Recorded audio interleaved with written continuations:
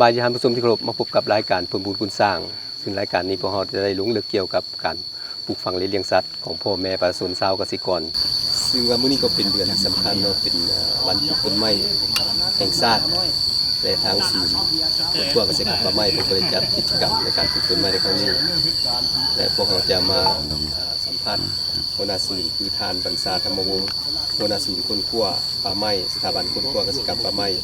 และชนบทสบายดีท่านเจ้าสบายดีอยากให้ท่านเล่าถึงเกี่ยวกับจุดประสงค์และเป้าหมายในการจัดปลูกต้นไม้ในครั้งนี้จุดประสงค์เป้าหมายของการปลูกต้นไม้ในวันนี้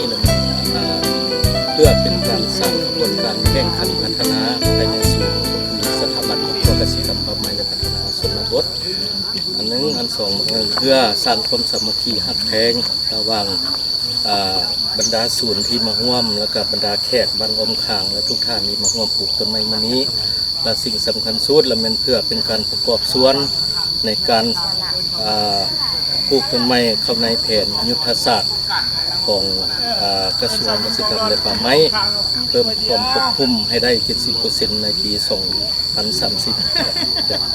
และมีจักภาคส่วนเข้ามาร่วมภาคส่วนที่เข้ามาร่วมนี้ก็มีบรรดา10ศูนย์ที่ขึ้นกับสถาบันค้นคว้าเกษตรกรรมป่าไม้และพัฒนาชนบทแล้วก็บ้านอ้อมคางของศูนย์นี้4บ้านแล้วก็บรรดาแขกผู้ประกอบการที่ได้ให้การสนับสนุนถึงกับที่เข้ามาร่วมสำหรับการกิจกรรมในการปลูกต้นไม้นี้เป็นพวกเขาเฮ็ดทุกๆปีบ่แล้วเป็นขบวนแบบนี้มาบ่หรือว่าก็มาเห็นการปลูกต้นไม้วันที่1เดือน6ก็คือมิถุนายนนี้แล้วก็แม่นว่าศูนย์ค้นคว้าป่าไม้เป็นแห่งทมิตรของประเทศลาวนะครับที่ว่าภายหลังประเทศชาติได้รับการปลดปล่อยนับแต่ปี1980เป็นต้นมาเนาะก็มีการนำพรรครัฐก็คืออดีตประธานประเทศแล้วก็นายกรัฐมนตรีและบรรดากระทรวงต่างๆได้มาริเริ่มอยู่ศูนย์ค้นคว้าป่าไม้นี่เป็นแห่งทมิตรของประเทศลาวนับแต่นั้นมาเพิ่นก็เลยเอาวันปลูกต้นไม้ที่ศูนย์ค้นคว้าป่าไม้นี้เนาะเป็นมือปลูกต้นไม้แห่งชาติหลังจากนั้นก็แม่นว่าศูนย์ได้ทำหน้าที่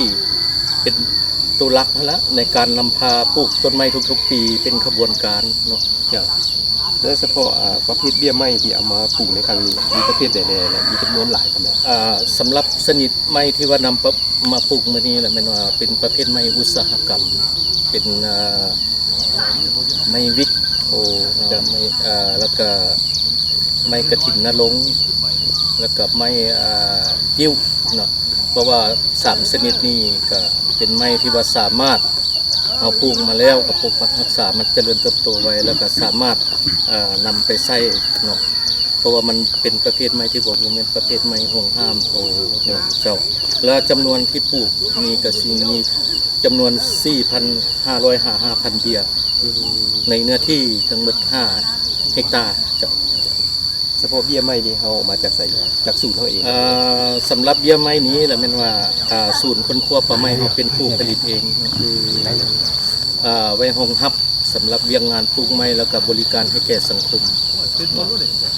มีความสามารถในการผลิตนี่50,000 เบียร์ 500,000 เบียร์ต่อปีตามแผนแล้วก็แต่ละปีก็เป็นบรรลุตามเป้าหมายครับคือว่าศูนย์เฮานี่เป็นศูนย์การเบี้ยไม้เพื่อมาปลูกในกิจกรรมต่างๆเนาะนอกจากนั้นก็จำหน่ายให้พ่อแม่ประชาชนผู้สนใจเนาะอันนี้ก็ถือว่าเป็นเรียกงานเฉพาะของศูนย์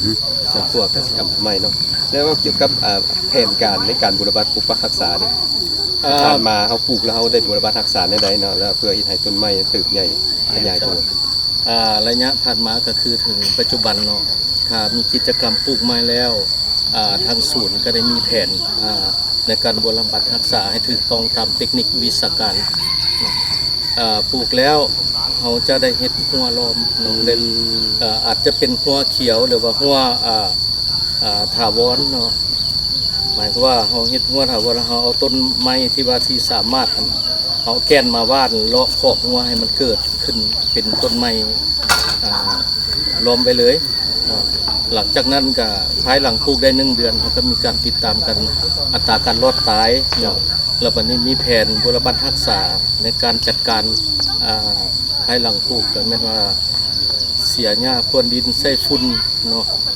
ก็สิจัดตั้งปฏิบัติ2ครั้งต่อปีเนาะแล้วก็วัดแท้การเจริญเติบโตเพราะเฮาเป็นศูนย์ค้นคว้าป่าไม้เฮาต้องติดตามว่าเก็บกรรมข้อมูลภายหลังปลูกไปแล้วว่ามันมีการเจริญเติบโตแนวใดแล้วก็มีควรปรับปรุงอะไรให้มันเพื่อให้มันบ่ให้มันตายแล้วเนาะให้มันเจริญเติบโตอย่างต่อเนื่อง แต่พวกเขาจะพักกันก่อนจะพึ่ง1แล้วมาติดตามระยะที่2ของพวกเขา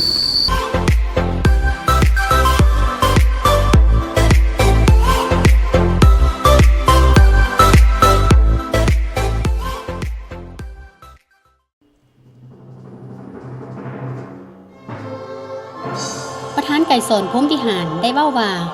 แต่ใดๆมาพรรคเฮาได้ถือว่าเวียกงานการเมืองแนวคิดและทฤษฎีเป็นเวียกที่สำคัญมันเป็นเส้นทางใหม่แดงที่สอดห้อยไปในทุกโครงเขตเวียกงานของพรรคทุกขั้นและทุกเวลาประธานไก่สอนพรหมวิหารยืนยงในภารกิจปฏิวัติของพวกเฮาตลอดไป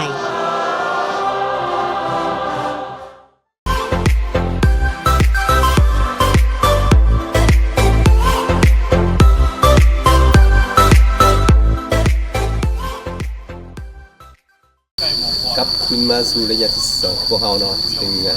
เขาก็ยังอยู่กับทานบรรษาธรรมวงศ์หัวหน้าศูนย์ค้นคว้าป่าไม้สถาบันค้นคว้ากสิกรรมป่าไม้และชนบทเนาะและอยากถามท่านเกี่ยวกับคาดหมายสู่ชนในการปลูกต้นไม้นี่คือนั่น เฉพาะขั้นหมายสื่อสนในการปลูกต้นไม้ของศูนย์คนครัวป่าไม้ในแต่ละปีเขาได้วางขั้นไว้ว่าเพราะว่าสถานที่นี้เนาะผ่านมากันเป็นได้ปลูกไม้นับแต่ปี180เป็นต้นมากันมันปลูกไม้เต็มหมดแล้ว เจ้า แล้วมีบางบ่อนที่ว่าที่มันยังอันที่ว่าการฟื้นฟูมันยังสุดโทรมหรือว่าเนื้อที่ที่บทไหนที่ว่าต้นไม้ยังตายเขาก็ได้ไปปลูกทดแทนคืนเอาได้วางแผนว่าปีนึงให้ปลูกได้2 เฮกตาร์อย่างน้อยสำหรับภายในศูนย์เนาะ ครับแล้วประธานมาดิเขาได้ติดตามมองในการปลูกต้นไม้ของเขาว่าเขาปลูกแล้วต้นไม้เขามีการเจริญเติบโตและมีการ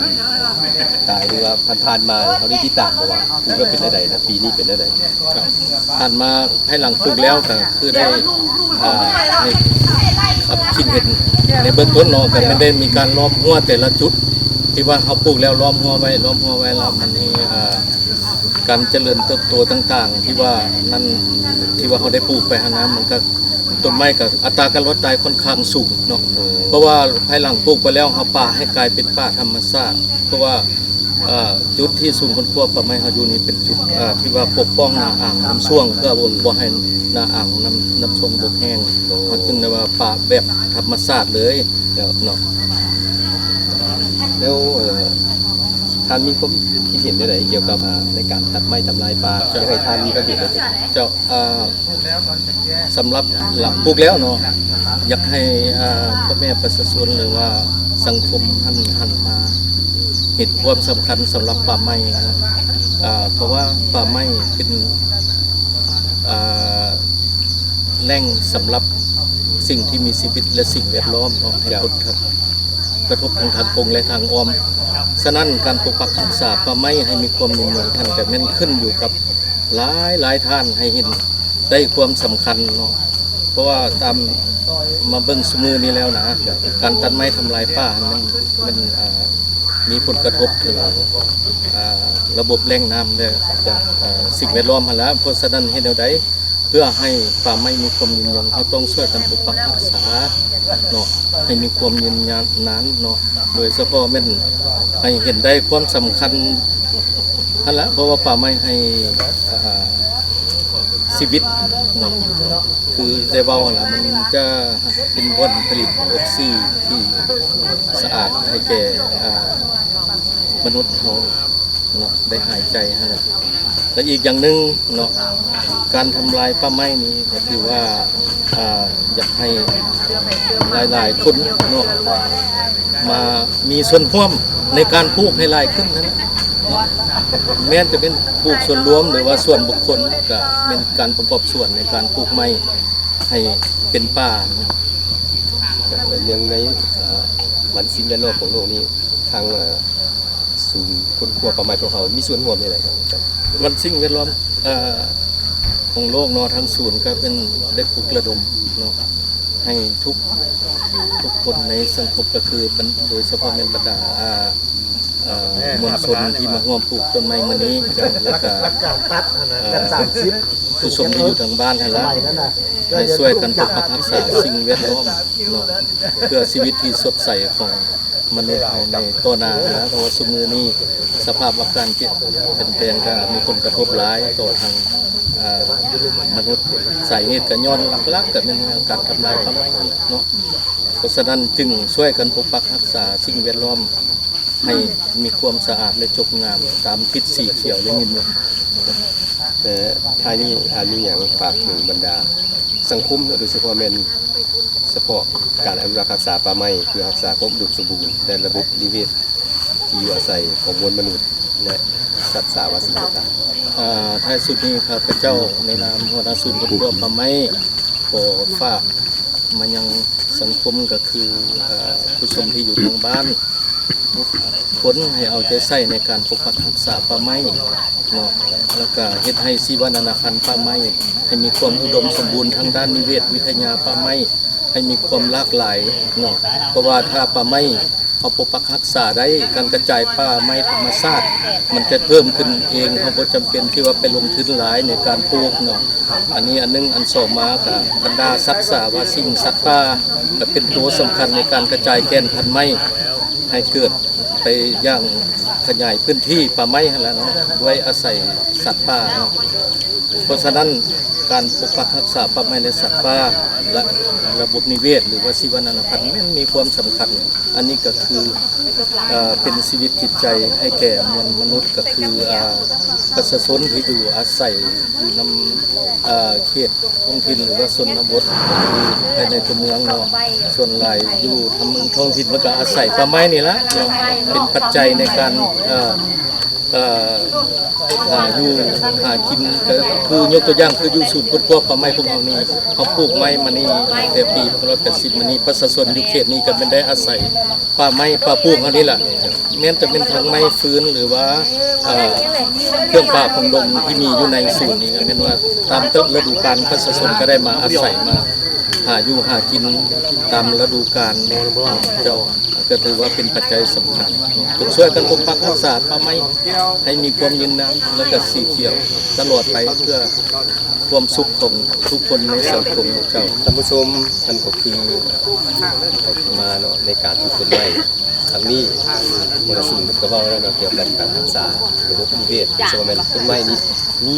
ส่วนสำคัญในการดำรงชีวิตว่าจะเป็นคนหรือว่าสัตว์เนาะถ้าป่าไม้อุดมสมบูรณ์แน่นอนเนาะน้ำก็